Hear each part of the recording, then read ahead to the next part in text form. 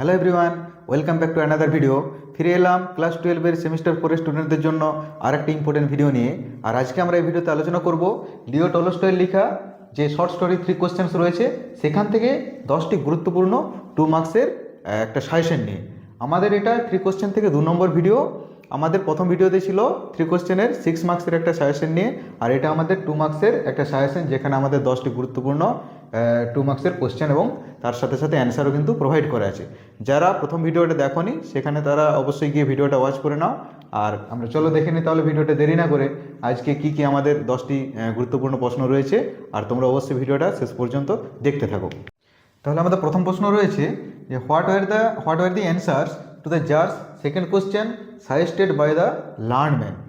এখানে আমি শুধুমাত্র প্রশ্নগুলো তুলে দিয়েছি, এর অ্যান্সারগুলো আমি মুখে বলে দেবো এবং ডেসক্রিপশন বক্সে কিন্তু প্রোভাইড করাও থাকবে। তোমরা চাইলে সেখান থেকেও অ্যান্সারগুলো লিখে নিতে পারো, বা আমার ভিডিওটা হয়তো পজ করে বা আমার যে বলার সাথে সাথে তোমরা ভিডিওতে গিয়ে প্লেব্যাক স্পিডটা কিন্তু ওটা স্লো করে তোমরা অবশ্যই অ্যান্সারটা লিখে নিতে পারো।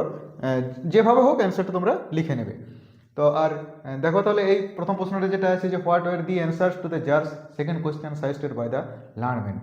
অর্থাৎ জারের যে দ্বিতীয় প্রশ্নটা, ওর মনে যে দ্বিতীয় প্রশ্নটা এসেছিল সেটার পরিপ্রেক্ষিতে, সেটার অ্যান্সারে যারা ওখানে ওর যে কোর্টে রাজসভাতে যারা লার্নম্যান বা স্কলার্স উপস্থিত ছিল তারা তার প্রশ্নের কি উত্তর দিয়েছিল।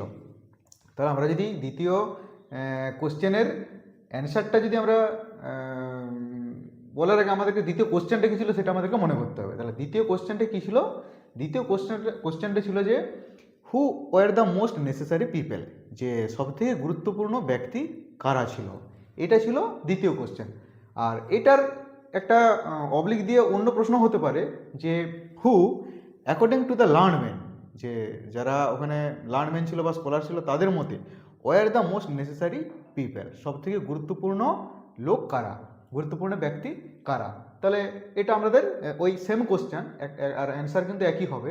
তাহলে আমরা এই অ্যান্সারটাকে এভাবে বলতে পারি যে two the tsar's second question, অর্থাৎ জারের দ্বিতীয় প্রশ্নের পরিপ্রেক্ষিতে সাম সেড, তারপর কমা দিতে হবে।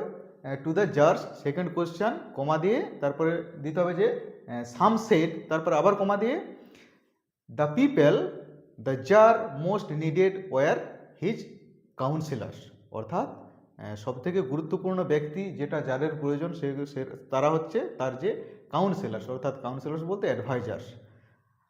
কমা দিয়ে আবার লিখতে হবে যে আদার সেট, যেহেতু আমাদের অ্যান্সারটা কিন্তু বিভিন্ন রকম ছিল, যেহেতু ওখানে যারা স্কলার ছিল তারা বিভিন্ন গ্রুপে অ্যান্সার দিয়েছিল, তাহলে আমাদের ফার্দার বলতে হবে যে other said the priests and priests or doctor, বা অন্যান্যরা বলেছিল কি যে পুরোহিত বা ধর্মযাজক যারা হয় প্রিস্ট, অথবা ডক্টর হতে পারে। While some said the warriors, আবার কারো কারো মতে যে যোদ্ধারা সেই সময় সব থেকে গুরুত্বপূর্ণ ব্যক্তি, তাদেরকে কিন্তু গুরুত্বপূর্ণ ব্যক্তি হিসেবে তারা বিবেচনা করছেন।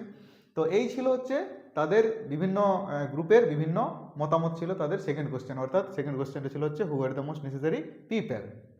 তাহলে এটা আমাদের প্রথম প্রশ্নের অ্যান্সার গেল।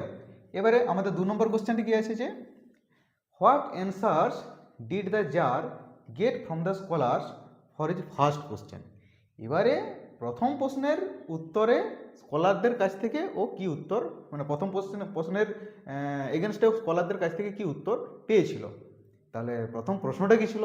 প্রথম প্রশ্নটা ছিল হচ্ছে what was the right time for every action, প্রত্যেকটা কাজের সঠিক সময় কোনটা ছিল। তাহলে আমরা এটাকে অ্যান্সার এভাবে লিখতে পারি যে to know the right time for every action, to know the right time for every action দিয়ে কমা দিয়ে দ্য স্কলার সাজেস্টেড দ্যাট, স্কলাররা ওকে প্রস্তাব দিয়েছিল কাকে? সাজেস্টেড দ্য জার, আচ্ছা suggested that the tsar should draw up a table of days comma দিয়ে months and years in advance. তাহলে তাকে কি করতে হবে? একটা মাস বা দিন বা বছরের একটা টাইম টেবিল তাকে নির্ধারণ করতে হবে আগে থেকেই। অ্যান্ড আর কি করতে হবে? And live strictly according to it, আর কি করতে হবে না ওর মানে ওই কর্মসূচি অনুযায়ী বা ওই দিনলিপি অনুযায়ী তাকে কিন্তু জীবনযাপন করতে হবে, তাকে কিন্তু যে কোনো কাজ কিন্তু ওর অ্যাকর্ডেন্স করতে হবে। এটা হচ্ছে তার সেকেন্ড, এটা হচ্ছে তার ফার্স্ট কোশ্চেনের অ্যান্সার ছিল, যারা স্কলাররা সাজেশন দিয়েছিল যে এই অ্যান্সারটার মানে এইরকমভাবে করলে তাহলে সঠিক সময়টা জানা যাবে প্রত্যেকটা কাজের। এবারে 3 নম্বর প্রশ্নের উত্তর কি আসছে যে whom did the tsar decide to consult and why. এবারে জার কার সাথে কনসাল্ট করার ডিসিশন নিয়েছিলেন, যে ওকে পরামর্শ নিতে হবে কার সাথে। যখন যখন প্রত্যেকটা লার্নম্যান বা স্কলার্স এরা যখন উত্তর দিল তার প্রত্যেকটা প্রশ্নের, তাদের উত্তর তো আলাদা আলাদা হয়েছে, তাহলে উনি উত্তরে স্যাটিসফাই হননি, তাহলে তখন তিনি কি সিদ্ধান্ত নিয়েছিলেন। তাহলে আমরা এটা দুটো পার্টে অ্যান্সার আছে, আবার বলা আছে যে অ্যান্ড হোয়াই। তাহলে আমরা এটাকে বলতে পারি যে 1+1 দিয়ে এটাকে 2 মার্কসের ওদের অ্যান্সার করা হয়েছে। তাহলে আমরা যদি প্রথম প্রশ্নটাকে সাজাই আগে, এটা বলা যেতে পারে যে the tsar the tsar decide আছে, তো এখানে ডিড আছে, তাহলে decided to consult. The tsar decided to consult a hermit widely renowned for his wisdom. একটা হারমিটের সাথে উনি কনসাল্ট করার ডিসিশন নিয়েছিলেন, যিনি কিনা পুরো বিশ্বজুড়ে বা মানে চারিদিকে তার যে বুদ্ধির জন্য তিনি কিন্তু বিখ্যাত ছিলেন। এটা হচ্ছে আমাদের প্রথম প্রশ্নের উত্তর, মানে এর প্রথম পার্টটার উত্তর। ঠিক আছে, যে the tsar decided to consult a hermit widely renowned for his wisdom. এবার আমাদের দ্বিতীয় পার্টটা কী চেয়েছে, যে কেন তিনি তার সাথে কনসাল্ট করবেন। কারণ তার সাথে কনসাল্ট করার তার কারণ হচ্ছে যে ওই যে তার যে রাজ্যসভায় যারা স্কলার এসেছিলো তার প্রশ্নের কিন্তু সঠিক উত্তর দিতে পারেনি। ঠিক আছে, আর উত্তর না দিতে পারার জন্য কিন্তু তিনি সিদ্ধান্ত নিয়েছেন যে তার সাথে ওই হারমিটের সাথে কনসাল্ট করবেন। এটা হচ্ছে আমাদের দ্বিতীয় পার্টের অ্যান্সার। যে আমরা দ্বিতীয় পার্টের অ্যান্সারটাকে তাহলে বলতে পারি এইভাবে, যে তার tsar decided to meet the hermit বা decided to consult the hermit because all the answers given by the scholars and learned men were different. So full stop দিয়ে so the jar was not satisfied with the answers. তাহলে যারা ওখানে scholar ছিল আর লার্নম্যান ছিল তারা কিন্তু যে answer দিয়েছিল সেগুলো কিন্তু আলাদা আলাদা ছিল। তাহলে আলাদা আলাদা থাকার জন্য উনি কিন্তু কোনো উত্তরে কিন্তু সন্তুষ্ট হননি, সেই জন্য উনি ডিসিশন নিয়েছিলেন যে হারমিটের সাথে কনসাল্ট করবেন। এবার আমাদের নেক্সট কোশ্চেন কি আছে, নেক্সট কোশ্চেন আছে যে why did the wounded man become an enemy of the tsar. যে ওই যে আহত লোকটা বা বিয়ার্ডেড ম্যান, যিনি বিয়ার্ডেড ম্যান তিনি তো উন্ডেড ম্যান, উনি জারের কিভাবে শত্রু হয়েছিলেন, তো ওর সাথে জারের শত্রুতার কারণ কি। এটা আমাদের 2 মার্কসের একবারে 2 মার্কস দেওয়া আছে। ঠিক আছে, আর এটা অ্যান্সারটা আমাদের খুব সোজা। দেখো তোমরা সবসময় অ্যান্সার করার চেষ্টা করবে টু দ্য পয়েন্ট, এবং টেক্সটটাকে কিন্তু ভালো করে পড়বে, টেক্সটার লাইনগুলো কিন্তু ভালো করে মনে রাখবে, তাহলে কিন্তু 2 মার্কসের কোনো প্রশ্ন তোমরা আটকাবে না। এটাই আমার মনে হয় বেস্ট ওয়ে। তাহলে তোমরা অ্যান্সারটা কীভাবে দেবে, যে আমরা সাজাতে হবে, এটা সাজিয়ে আমরা অ্যান্সারটা দেবো। The wounded man became an enemy of the tsar. যে উন্ডেড ম্যান ওই জারের শত্রু হয়েছিল, কারণ যে because the tsar executed his brother and seized his property. অর্থাৎ জার কি করেছিল, তার ভাইকে মৃত্যুদণ্ড দিয়েছিল এবং তার যে সম্পত্তি সেটা কিন্তু কেড়ে নিয়েছিল। সেই কারণে তো তাদের শত্রুতা তৈরি হয়েছিল, আর সেই কারণে ও রেভেঞ্জ নিতে চেয়েছিল। সে কিন্তু প্রতিশোধ নিতে চেয়েছিল, আর প্রতিশোধ নেওয়ার জন্যই কিন্তু সে ওই ঝোপের মধ্যে লুকিয়েছিল, মানে জারকে মারার জন্য বা ওর উপর আক্রমণ করার জন্য কিন্তু ও প্রস্তুত ছিল আর কি। এটা হচ্ছে আমাদের 4 নম্বর প্রশ্নের উত্তর। এবার আমাদের নেক্সট কোশ্চেন কি আছে, যে why did the tsar disguise himself before meeting the hermit. আর ওর সাথে আর একটা কোশ্চেন দিয়ে আছে যে how did he disguise himself. এবারে প্রশ্ন আসছে যে তাহলে এটাও দুটো পার্টে অ্যান্সার হবে আমাদের, এটাও দুটো পার্টে অ্যান্সার আমাদের 1+1। এবারে প্রথম প্রশ্ন করেছে যে why did the tsar disguise himself before meeting the hermit. এবারে জার হারমিটের সাথে দেখা করার পূর্বে কেন নিজেকে ডিসগাইজ করার অর্থ হচ্ছে যে ক্যামোফ্লেগিং আর কি, যে ছদ্মবেশ, কেন ছদ্মবেশ উনি ধারণ করেছিলেন, আর উনি কিভাবে ছদ্মবেশ ধারণ করেছিলেন, কিভাবে নিজেকে মানে কিভাবে তিনি ছদ্মবেশ ধারণ করেছিলেন, কেন করেছিলেন আর কিভাবে করেছিলেন। দেখো কেন করেছিলেন, যদি তার প্রশ্নের উত্তরে আমরা বলি যে যার যে হারমিটের সাথে দেখা করতে যাবে সেই হারমিট প্রথমত উনি তো জঙ্গলে বাস করেন। ঠিক আছে, এবং জঙ্গলে বাস করার আর আবার সবথেকে বড় কারণ হচ্ছে যে ও মানে সাধারণ মানুষ ছাড়া কারোর সাথে কিন্তু দেখা করেন না, সাধারণ মানে কমন ফোক ছাড়া। কমন ফোক ছাড়া কিন্তু কারোর সাথে দেখা করেন না। তাহলে ও যদি যার যদি নিজের পোশাক পরেই যায়, মানে অ্যাকচুয়ালি যে ও ইউজুয়ালি যেসব পোশাক পরে থাকে, তাহলে একটা জার বা সম্রাট বা এদের যেসব পোশাক হয়, এরা খুব দামি দামি পোশাক হয়, মানে দেখলেই যে কেউ বুঝতে পেরে যাবে যে একজন খুব স্বনামধন, মানে খুব ধনী ব্যক্তি। তাহলে উনি তো তখন যদি চিনতে পেরে যান যে ইনি একজন খুব ধনী ব্যক্তি, তাহলে তো ও তো দেখা করবে না, জারটার কাদের সাথে ও তো দেখা করে না, তাহলে ও সাধারণ মানুষ ছাড়া কারোর সাথে দেখা করে না। এটা হচ্ছে প্রধান কারণ। তাহলে আমরা বলতে পারি যে দ্য জার ডিসগাইজড, দেখো ডি যোগ করতে হবে, the tsar disguised himself before meeting the hermit because the hermit received none but common folk. একদম বইয়ের লাইন, ঠিক আছে, এই লাইনটি তোমাদের বইয়ে কিন্তু দেওয়া আছে যে because the hermit received none but common folk, সাধারণ লোককে ছাড়া উনি কাউকে আর গ্রহণ করেন না, মানে কারোর সাথে আর সাক্ষাৎ করেন না। এটাই হচ্ছে তার ছদ্মবেশের, জারের ছদ্মবেশের প্রধান কারণ। এবারে দ্বিতীয় কোশ্চেন কি বলা হয়েছে যে how did he disguise himself. এবারে ছদ্মবেশটা তিনি কিভাবে নিয়েছেন।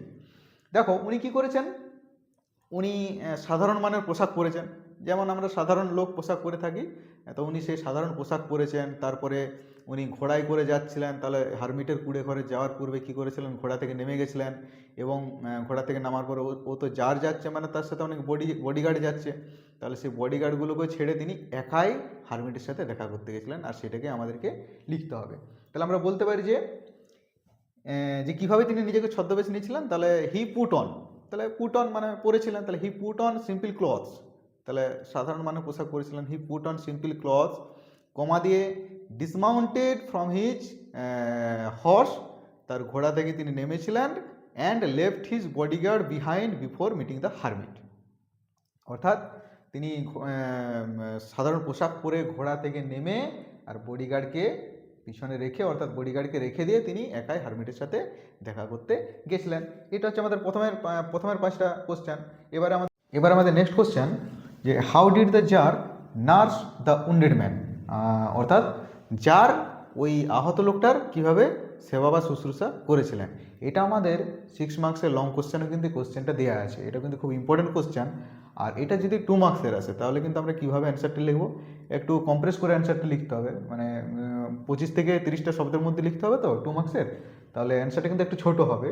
তখন আমরা কীভাবে লিখবো যে দ্য জার, উনি কী করেছিলেন, the tsar unfastened the wounded man's cloth, উনি ওই যে আহত লোকটার পোশাকটাকে কিন্তু তিনি খুলেছিলেন।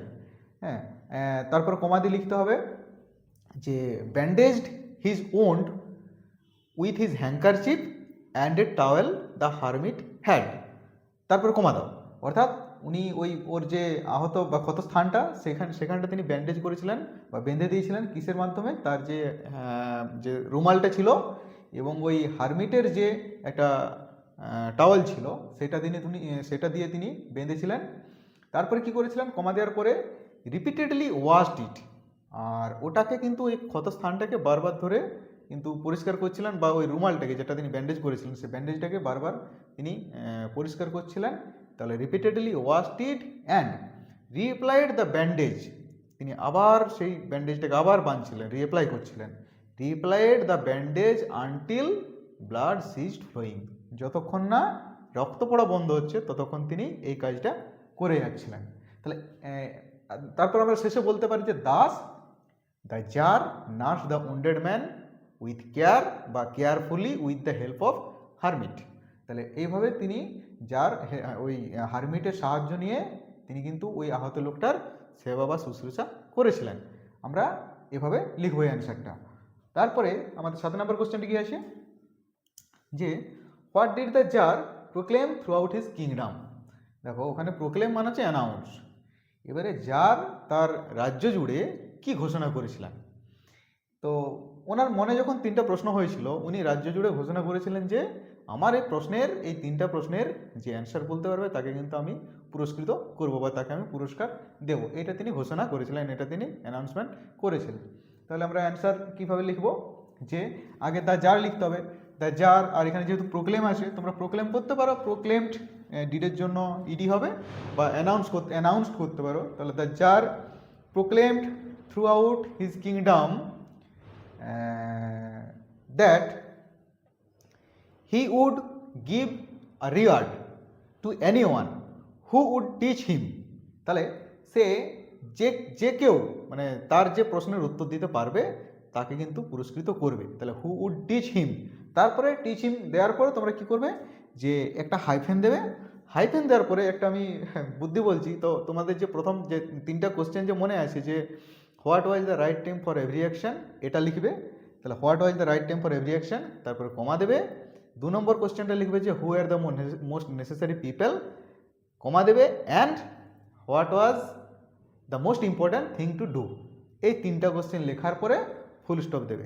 তাহলে যে কেউ যে তাকে ও মানে যে তাকে ওই তিনটা প্রশ্নের উত্তর বলতে পারবে তাকে কিন্তু সে পুরস্কৃত করবে, এটাই তিনি ঘোষণা করেছিলেন। তাহলে আমি আরেকবার বলে দিচ্ছি এর অ্যান্সারটা, যে the tsar proclaim throughout his kingdom that he would give a reward to anyone who would teach him the right time for every action, the most necessary people, and যে the most important thing to do.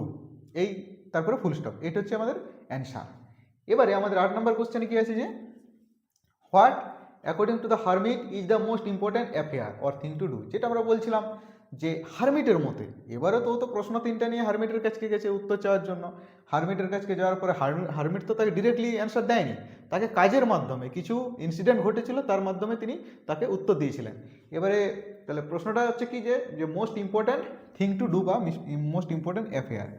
এবারে এটা ছিল হচ্ছে লাস্টের কোশ্চেনটা, আমাদের 3 নম্বর প্রশ্ন, যারের যে 3 নম্বর প্রশ্ন সেই তার উত্তর তিনি কিভাবে পেয়েছিলেন। তাহলে আমরা এটা বলবো যে আমাদের যে অ্যাকর্ডিং টু দ্য হারমিট, এটা লেখার পরে প্রথমে আমরা এটা দিয়ে স্টার্ট করবো, অ্যাকর্ডিং টু দ্য হারমিট, তারপরে কমা দিতে হবে, তারপরে কি করতে হবে, the most important thing to do is to do good to the person who is present at that moment in front of us. অর্থাৎ সেই ব্যক্তিটার ভালো করতে হবে সেই মুহূর্তে যে আমাদের কাছে রয়েছে, আমাদের সঙ্গে রয়েছে। এমন নয় যে রয়েছে সে মরুক, আমি অন্য কারো সাহায্য করব, এরকম বিষয়টা নয়, ঠিক আছে। তাহলে আমাদের কাছে যে বর্তমানে উপস্থিত রয়েছে আমাদেরকে উপকার করতে হবে, তাদের আমাদের ভালো করতে হবে, ঠিক আছে। তার ভালো চাওয়াটাই হবে আমাদের সবথেকে বড় কাজ, ইম্পর্ট্যান্ট সবথেকে অ্যাফেয়ার, এটাই আমাদের হওয়া উচিত। হ্যাঁ, তাহলে এটা ছিল হারমিটের মতে তাহলে মোস্ট ইম্পর্ট্যান্ট অ্যাফেয়ার বা মোস্ট ইম্পর্ট্যান্ট থিং।